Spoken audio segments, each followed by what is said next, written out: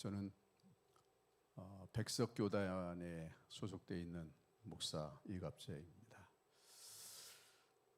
저희 백석대학 아시는 분들은 아시겠습니다만은 설립자가 목사님이신데 매년 초가 되면 교직원 전체 영성 수련회라는 것을 실시합니다. 보통 일주일 정도 하는데 한 3일 정도는 다 금식하면서 기도하고 이렇게 지금까지 해왔는데 그 결과 정말 하나님께서 놀랍도록 축복해 주셔서 한 번도 미달이 없었고 지금까지 계속해서 몇 대 1 이렇게 경쟁률이 있어지는 것을 보게 되는데 제가 이런 기도회인 줄은 사실 몰랐어요. 오늘 와서 안 목사님 설명을 들으면서 이런 기도회가 진행되고 있구나 하는 것을 알게 됐는데 우리 총장님의 결단으로 인한 이런 정말 귀한 기도의 모임이 실시되고 있다는 것이 얼마나 귀하고 감사한 일인가. 하나님께서 참 기뻐하시겠다 하는 생각을 해보게 됩니다. 오늘 말 한마디의 힘이라고 하는 이런 주제로 잠깐 말씀을 전하려고 하는데, 한때 탈옥수로 온 나라를 떠들썩하게 했던 신창원이라고 하는, 아마 사람 여러분 다 기억하실 줄로 압니다. 이 신창원은 어린 시절 어머니가 간암으로 돌아가시면서 불우한 가정에서 자라게 됩니다. 새 엄마가 들어왔는데 이 새 엄마는 자기가 몸이 너무 아프다고 그래도 전혀 관심조차 가지지 않아요. 그게 너무 편애를 하는 것, 이런 것을 느끼면서 어느 날 그가 부엌에 들어가서 칼을 가지고 오고 그리고 어머니를 협박합니다. 오늘 중으로 당장 나가지 않으면 당신을 찍어 죽이겠다. 그러니까 그 어머니가 겁에 질려서 집에 있는 폐물들을 몽땅 가지고 그날로 짐을 싸서 나가게 됩니다. 이 소식을 들은 아버지가 정말 죽지 않을 만큼 이 신창원이를 때렸습니다. 초등학교 6학년 때 서울로 도망을 갔다가 가출 소년으로 잡히기도 하지요. 중학교에 들어가면서 가난한 집안 사정으로 친구들에게 따돌림 당하고 담임 선생님으로부터 야단맞는 횟수가 점점 늘어나기 시작합니다. 6년 뒤 1982년 소년원과 교도소를 그는 들락달락하기 시작을 합니다. 중학교를 중퇴한 신창원은 1982년 2월 절도죄로 김제 경찰서에 붙잡혀 가는데 경찰이 훈방해서 보냈는데 그 아버지가 버르장미를 거쳐야 된다. 그리고 다시 끌고 가서 소년원에 보내달라고 아주 사정을 해서 소년원에 송치가 됩니다. 그런데 신창원은 오히려 이 사건으로 인해서 본격적으로 반항적인 인생을 살게 됩니다. 소년원에 들어가면서 마음을 돌이킨 것이 아니라 오히려 또다시 다른 범죄를 배우고 계속해서 범행을 하기 시작합니다. 감옥에 한 번씩 갔다 올 때마다 그의 범죄는 나날이 대담해졌고 결국에는 강력 범죄까지 저지르게 됩니다. 그 후 음식점 배달원을 비롯한 여러 일을 전전하다가 계속 절도죄를 짓게 되고 경찰에 체포되어 수감 생활하던 중 탈옥을 하게 됩니다. 훔친 거액의 돈으로 인심을 쓰고 부잣집만 털고 사람을 해치지 않는다는 일기는 이 신화를 만들어냈고, 성공한 탈옥수를 꿈꾸던 신창원은 그러나 한 시민의 제보를 받고 결국 출동한 경찰이 제압하자 마침내 체포가 됩니다. 이 신창원은 그의 저서 신창원 907일의 고백에서 자신이 범죄자가 된 계기를 말합니다. 초등학교 5학년 때 학비를 못 내자 담임 선생님이 이 새끼야 왜 돈 안 가져왔는데 뭐하러 학교 왔어? 그리고 그를 빨리 꺼지라고 소리쳤습니다. 그 말을 듣는 순간 이 신창원의 마음속에 악마가 태어났다 이렇게 말을 합니다.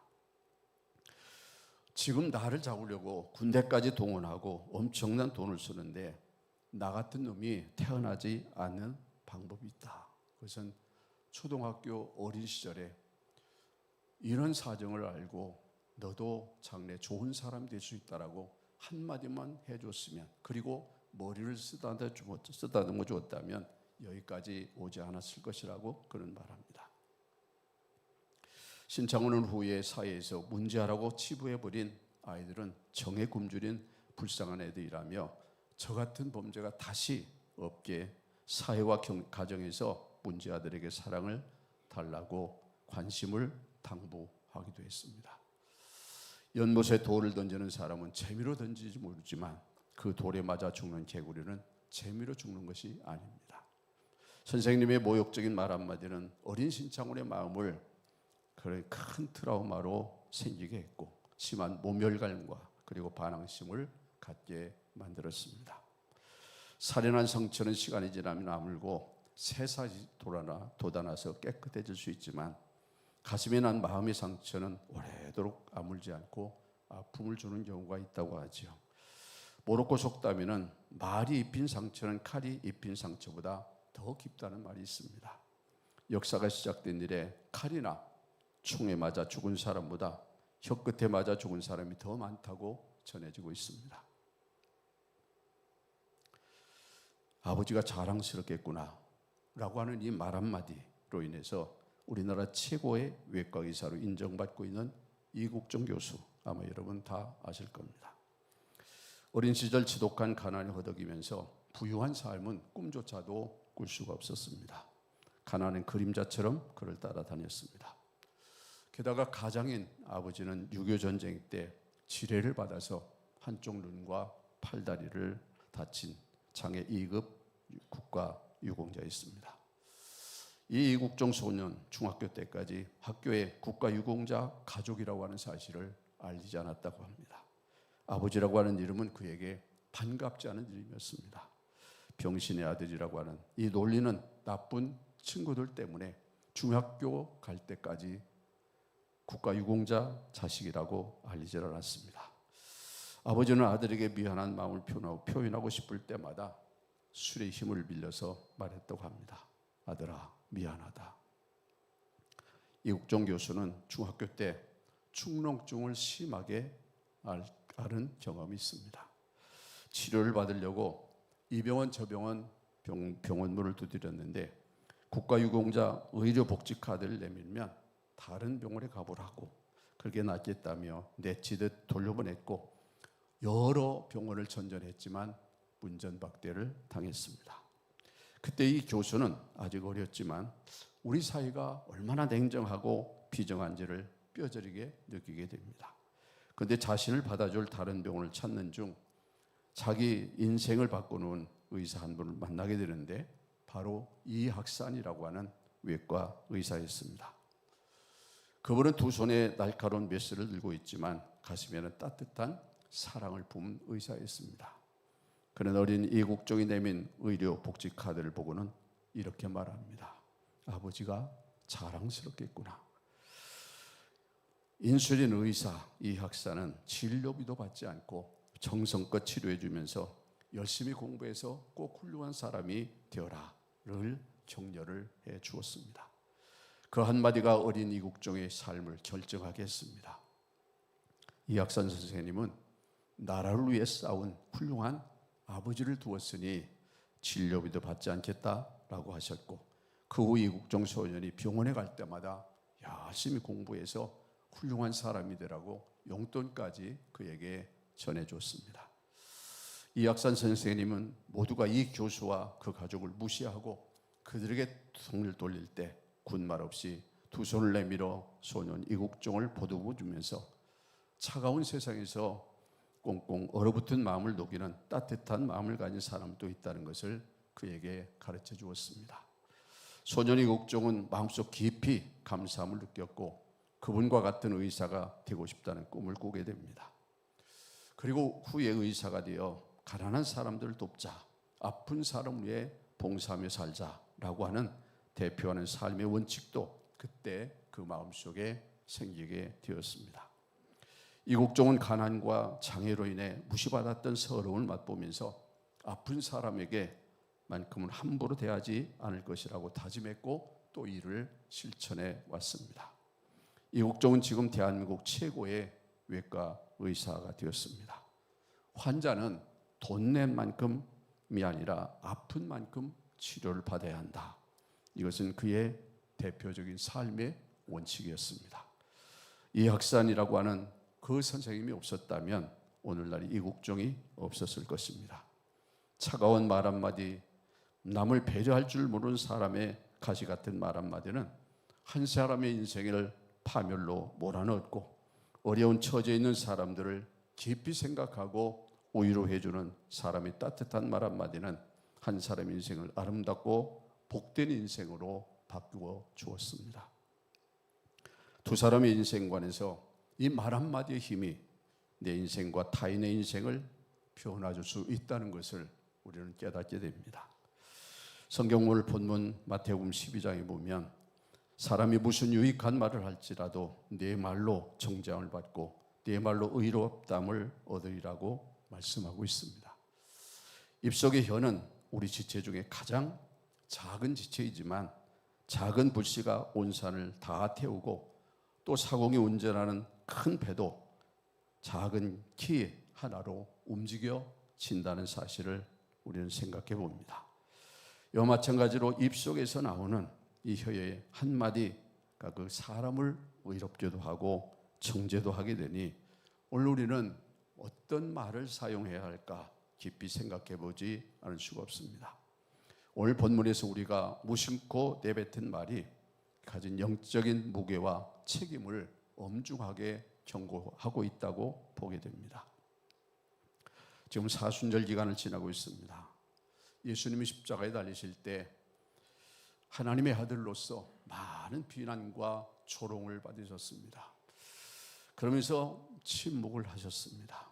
왜 말씀을 하지 않았을까요? 하나님의 아들로서 묵묵히 사명을 감당하셔야 됐기 때문이고 하나님께서 보내신 뜻을 이루셔야 됐기 때문에 그렇습니다. 그런데 오늘 우리는 수많은 말들을 합니다. 하루에도 수많은 말을 하죠. 그런데 그 가운데 과연 남의 생명을 살리고 다른 사람에게 위로를 주고 격려하고 소망을 주는 말씀보다 무익한 말이 더 많지 않을까? 남을 비난하고 정죄하고 헐뜯고 시기하고 질투하는 이런 말들을 많이 쓰고 있는 것이 아닐까? 예수님께서 언급하신 이 무익한 말은 헬라어로 아르고스라고 말하는데 일하지 않는 쓸모없는 게으른 이런 뜻을 가지고 있습니다. 함부로 내뱉은 말, 깊은 생각 없이 혹은 남을 헐뜯기 위해 던지는 비난과 조롱을 의미합니다. 우리는 생각 없이 그냥 쉽게 말을 내뱉을 때가 참 많습니다. 앞에서 말했지만 재미로 우리가 돌을 던지지만 그 돌에 맞아 죽는 개구리는 결코 재미가 아닙니다.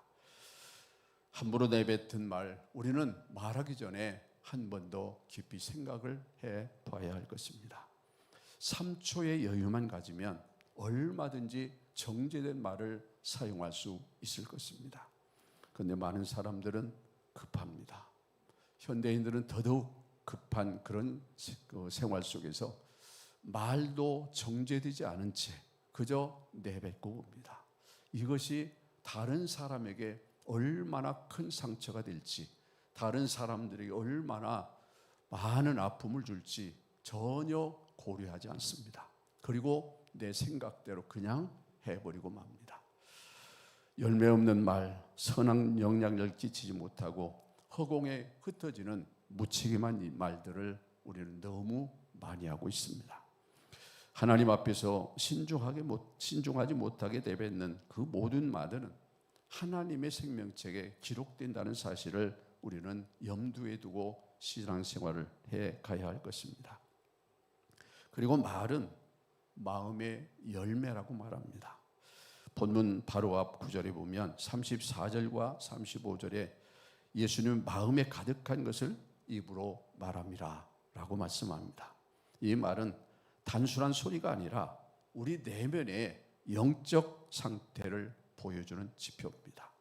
선한 사람은 그 쌓은 선에서 선한 말을 내고 악한 사람은 그 쌓은 악에서 악한 말을 냅니다. 우리 속에 무엇이 가득 채워져 있느냐에 따라서 달라질 수 있습니다. 예를 든다면 이 병 속에 물이 담겨 있습니다. 쏟으면 물이 나오게 되어 있습니다. 다른 것을 담게 되면 그 담겨 있는 것이 나오게 되어 있습니다. 우리 마음속에는 선과 악이 공존하고 있습니다. 무엇으로 채워졌냐에 따라서 선한 말도 있고 할 수 있고 악한 말도 할 수 있다는 말입니다. 그렇습니다. 우리 언어 생활이 거칠거나 비판적이라면 그것은 외부의 환경 탓이 아니라 우리의 마음의 샘이 오염되어 있다는 것을 상징하고 있습니다. 악한 것으로 내 마음을 가득 채웠기 때문에 입을 열면 악한 말이 나올 수밖에 없다는 뜻입니다. 그런데 중요한 것은 내가 하는 모든 말들이 심판의 대상이 된다는 것입니다. 37절은 충격적인 선언을 담고 있습니다. 우리의 구원이나 신앙의 진실성, 말로서 증명되어진다는 것입니다. 자, 우리가 진정으로 예수 그리스도를 영접했다면 우리 입술에서는 감사와 찬양과 격려와 사랑의 말이 나와야 할 것입니다. 소위 말하는 천국 방언이라고 말하는 고맙습니다, 감사합니다, 사랑합니다 등등 이런 언어가 자연스럽게 우리 입을 통해서 나와야 합니다. 그래서 많은 사람들에게 정말 유익을 주고 기쁨을 주고 소망을 주고 위로해주고 격려해주고 칭찬해주는 이런 따뜻한 그 말이 우리 입에서 나와야 될 것입니다. 그런데 정죄하는 일들이 참 많죠. 입으로는 주여 주여 하면서 삶 속에서 독설과 저주를 내뱉는다면 그 말 자체가 심판의 날의 결정적인 증거물이 되어진다는 것입니다. 아마 조금 나이가 드신 분들이 계시다면 제 말을 좀 이해할 수 있을 것인데, 제가 어렸을 때 흔히 듣던 말이 있습니다. 그때는 무슨 의미인지 전혀 몰랐어요. 어른들이 쓰는 말 중에 빌어먹을 놈, 연병할 놈, 급살 맞을 놈, 그냥 그 말이 무슨 말인지 모르고 그냥 나도 그렇게 썼어요. 그렇게 사용했어요. 그런데 나중에 커서 생각해 보니까 이 말이 무서운 말이더라고요. 빌어먹을 놈. 그래서 우리가 빌어먹었잖아요. 6.25 이후에 미군인들이 주는 이 구호물자를 안 받은 사람이 없을 거예요. 다 그저 초콜릿 하나, 건빵 하나라도 다 얻어먹고 옷도 다 거기서 우리가 얻어서 입었습니다. 그때는 사람의 몸에 옷을 맞추는 것이 아니라 옷에 사람을 맞춰서 그냥 그렇게 입었던 시절이 있었습니다. 자, 여러분, 이 말 한마디가 얼마나 큰 의미를 가지는지 정말 우리는 생각을 해봐야 합니다. 매일 수만 마디의 말을 하면서 살아갑니다. 보통 여자분들은 하루에 한 2만 마디 말 정도를 하고 남자분들은 15,000마디의 말을 한다고 합니다. 그중 얼마나 많은 말이 하나님 보시기에 유익한 말을 하고 있는지 여러분 스스로 한번 생각해 보시길 바랍니다. 아무 생각 없이 내뱉은 말이지만 무서운 말이 참 많습니다. 한 우물에서 단물과 쓴물을 낼 수 없습니다. 마찬가지입니다. 여러분, 우리가 찬양하는 입술로 다른 사람을 저주하고 핍박하고 비난하고 정죄하는 것은 옳은 행위가 아닐 것입니다. 그러므로 우리는 말하기 전에 잠시 멈춰서 생각을 해봐야 됩니다. 이 말이 다른 사람에게 덕을 끼칠 수 있는 말인가, 사랑이 담겨 있는 말인가를 먼저 생각해 봐야 할 것입니다. 그리고 기도로 마음의 창고를 선한 것으로 채울 때 비로소 선한 말이 내 입에서 나오게 될 것입니다. 그리고 성령님의 도우심을 구해야 합니다. 다윗처럼 내 입술에 파수꾼을 세워주십시오. 이렇게 기도하며 우리 언어가 생명을 살리는 도구가 되어질 것입니다. 그러기 위해서는 노력이 필요합니다. 하루아침에 되어지지 않습니다. 그러므로 날마다 노력하면서 그렇게 살아야 합니다. 성경은 혀의 힘에 대해서 매우 강력하게 경고하고 있습니다. 우리의 말이 한 사람을 살릴 수도 있고 죽일 수도 있기 때문입니다. 야고보서에 보면 혀를 다스리는 자와 인생을 다스리는 자가 구분이 되어 있습니다. 말은 인생의 핸들이라고 말합니다. 하루에도 수천 마디, 수만 마디의 말을 하면서 합니다. 하지만 우리가 무심코 던진 말이 누구인가는 평생 지워지지 않는 상처가 되기도 하고 절망에 빠진 사람을 일으켜 세우는 생명줄이 되기도 하는 것입니다. 야고보 사도가 말한 말의 영향력을 배의 키와 작은 불에 비유해서 말씀하고 있습니다. 그렇다면 왜 우리가 말을 조심해야 할까요? 말에는 창조 그리고 파괴의 힘이 있기 때문입니다. 하나님 말씀으로 천지를 창조하셨습니다.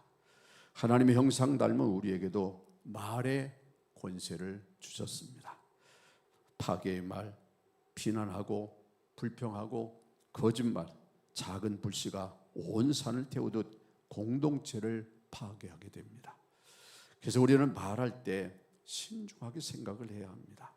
앞에서 말한 것처럼 3초의 여유만 가지고 한번 생각해보고 말을 한다면 지금보다 훨씬 더 정제된 언어를 구사할 수 있을 것입니다. 그리고 우리는 파괴의 말이나 비난하고 정죄하는 말보다는 창조의 말을 해야 합니다. 격려하고 감사하고 찬양, 주고하는 영혼을 소생시키게 될 것입니다. 정말 따뜻한 위로의 말 한마디가 얼마나 다른 사람에게 힘을 주고 소망을 주는지 모릅니다. 저도 목사지만 목회하다 보면 사람이기 때문에 지칠 때가 많습니다. 그때 성도들 중에 누군가 관심 있게 보면서 목사님 요즘 힘이 없어 보입니다. 제가 기도하고 있습니다. 이 말 한마디가 그것도 전화가 아니라 문자로 보내지만 그 메시지 하나가 얼마나 큰 위로가 되고 힘이 되는지 모릅니다. 여러분, 나 한마디 말이 다른 사람에게 이와 같이 위로가 되고 소망을 줄 수 있다면 기꺼이 그 길을 걸어가야 되지 않겠습니까? 그렇게 우리가 언어를 구사해야 되지 않겠습니까? 혀는 길들이기 가장 어렵다고 말합니다. 인간의 의지만으로는 입술을 완벽하게 제어할 수 없습니다. 말의 실수는 성숙한 신앙인에게도 가장 큰 숙제일 것입니다. 말은 마음의 열매이기 때문에 한 샘에서 단물과 쓴물이 동시에 나올 수가 없습니다. 우리 입에서 독한 말이 나온다면 그것은 내 영혼이 샘이 병들었다는 증거일 것입니다. 결국 말의 문제는 기술의 문제가 아니라 마음의 문제인 것입니다. 어떻게 그런 말을 변화시킬 것입니까? 우리의 입술이 생명의 통로가 되기 위해서 세 가지를 기억해야 합니다. 그 첫째는 침묵의 훈련이 필요합니다. 말하기 전 이 말이 덕을 세우는가를 생각해 봐야 합니다. 앞에도 말했지만 예수님은 하나님의 아들이시면서도 침묵으로 일관하셨습니다.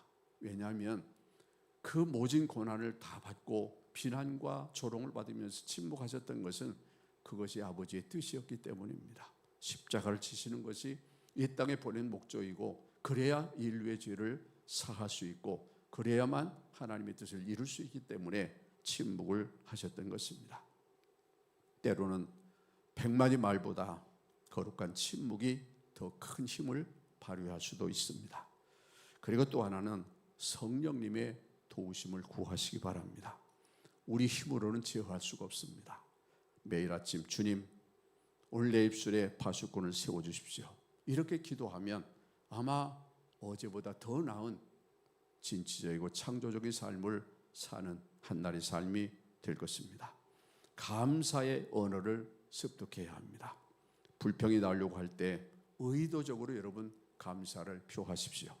감사는 부정적인 언어의 습관을 끊어내는 가장 강력한 무기이기 때문에 그렇습니다. 여러분, 지금 여러분의 말이 어디로 향하고 있습니까? 오늘 한날도 비난 대신 칭찬을, 원망 대신 감사를 선택하시기 바랍니다. 저도 한때는 신흥맨이었습니다. 지금은 신안으로 바뀌었지만 고인이 되신 설립자 강신경 목사님께서 어느 날 저를 부르셨습니다. 그리고 경기 북부 기독교 총연합회 총재로 계실 때 제가 총무로 사무총장으로 10여 년 동안 목사님을 도와서 섬겨 왔습니다. 그리고 이 대학에서 수년 동안 아이들을 가르치는 강의도 했던 경험이 있습니다. 여러분, 스승이 학생들에게 주는 이 말 한마디는 정말 큰 울림으로 다가오게 되어 있습니다.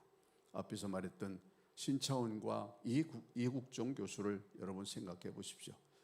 그 스승들이 따뜻한 한마디가 사람을 살리기도 했지만 한 사람은 실패의 늪으로 빠지게 만든 이런 결과를 낳고 말았습니다. 이 말 한마디가 주는 교훈이 얼마나 큰가를 우리에게 교훈해 주는 말이라고 생각을 합니다. 미국의 한 목회자가 제 안에 유명해진 방법이 있습니다. 무심코 무익한 말을 내뱉기 전에 머릿속으로 5가지를 질문하라고 말하는데, 내가 지금 하려고 하는 말이 정말 사실인가? 요즘 흔히 정치권에서 카트라 하는 말을 합니다. 추측 금지라는 겁니다. 많은 사람들이 이럴 것이다라고 추측해서 상대방의 입장을 생각하지 아니하고 말을 그냥 내뱉는 경우들이 많이 있는데, 정말 내가 지금 하려고 하는 말이 사실인가를 한번 생각해 보라는 것입니다. 그리고 이 말이 듣는 사람에게 도움이 되는가? 앞에서 말했지만 많은 사람들이 상대방의 입장을 전혀 고려하지 않습니다. 그저 내가 하고 싶은 대로 내뱉고 맙니다. 그리고 세 번째는 이 말이 상대방에게 격려와 소망을 주는가?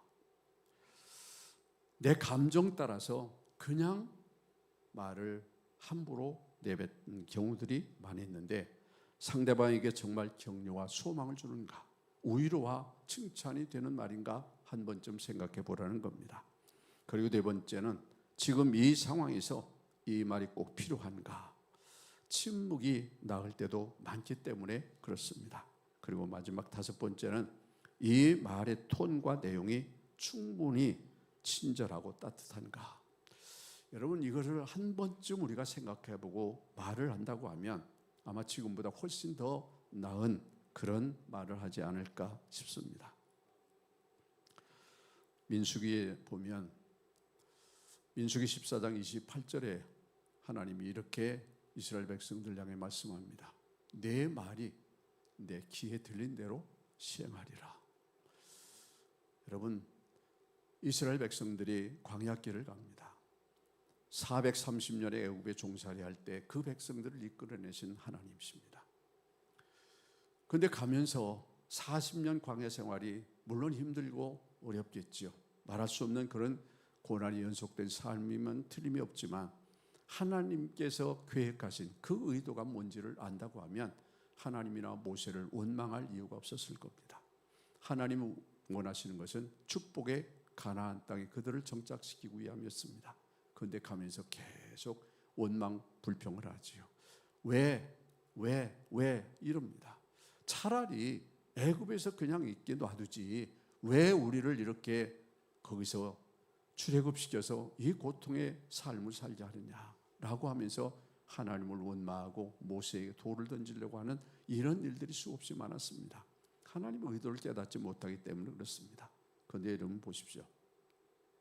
40년 광야 생활을 다 마치고 이제는 축복의 가나안 땅에 정착하기 전에 12명의 정탐꾼을 보냅니다. 그리고 10명은 부정적인 보고를 하지만 여호수아와 갈렙은 긍정적으로 받아들이고 보고를 합니다. 왜 이 말씀을 드리냐면, 내 말이 내 귀에 들린 대로 시행하겠다. 이스라엘 백성들이 원망하고 불평하다가 축복의 가나안 땅에 들어가지 못한 채 다 광야에서 생을 마감하고 말았습니다. 그 원망 불평하는 말이 하나님께 들렸고 말씀하신 대로 내 말이 내 귀에 들린 대로 내가 시행하겠다고 하나님 말씀하셨는데 그대로 이루어진 겁니다. 말이 이렇게 무섭습니다. 어느 마을에 나물 헐뜯기 좋아하는 사람이 있었습니다. 그는 마을 현자를 찾아가서 용서를 구했습니다. 그랬더니 현자는 그에게 닭 한 마리를 잡아서 깃털을 다 뽑아 들판에 뿌리고 오라. 그리고 보냈습니다. 닭 한 마리를 잡고 깃털을 다 뽑아가지고 마을에 가서 이제 그 깃털을 다 날라버리고 왔습니다. 그랬더니 현자가 그에게 또 말합니다. 이제는 가서 그 깃털을 다 다시 주워와라. 그는 너무 당황했습니다. 이건 절대로 다시 주워올 수가 없습니다. 다 바람에 달려가 버렸기 때문에 불가능합니다. 현자가 대답하죠. 자네가 내뱉은 말도 그와 같네. 한 번 입 밖으로 내뱉은 말은 다시 주워 담을 수 없고 어디까지 나라가 누구에게 상처를 줄지 알 수가 없다네. 그렇습니다. 우리가 내뱉은 말은 다시 주워 담을 수가 없습니다.